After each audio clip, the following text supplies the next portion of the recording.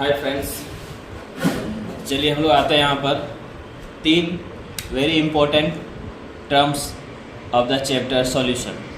तो चैप्टर जो सॉल्यूशन है, ठीक है, उसका 3 इम्पोर्टेंस है। 3 क्या 4 बोलिए। सबसे पहले क्या है मोल, उसके बाद क्या है आपका कि मोलैरिटी,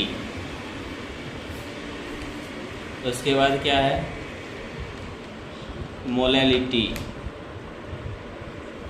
उसके बाद क्या है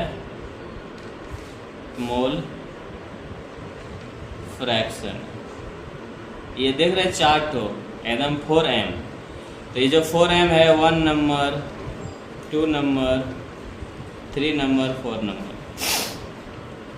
एक तरह से कहिए इसको, ये जो वॉल्यूमेट्रिक एनालिसिस होता है तो सॉल्यूशन का ये बेसिक है, अगर इसके बिना आप नहीं जा सकते।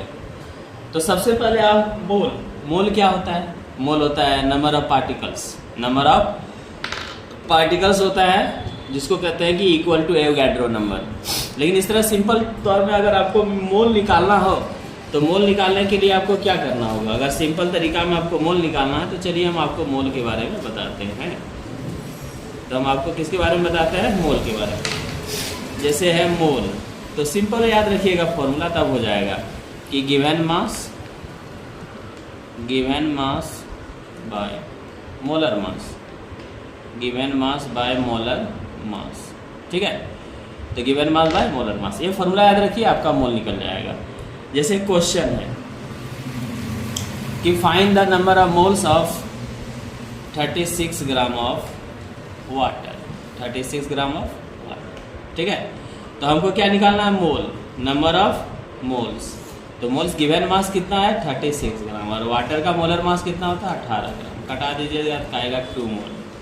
क्या आएगा आपका?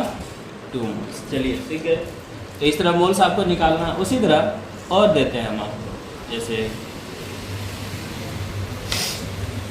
18 gram of glucose, 18 gram of glucose निकालना है।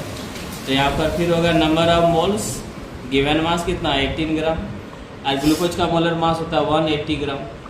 तो कटा दीजिए तो कितना आया? 10, यानी 1/10 मतलब 0.1 मोल। इतना मोल्स आप सीख लिए।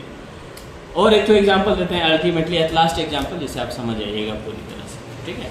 तो मेरा जो लास्ट एग्जाम्पल है वो दे रहे हैं आपको।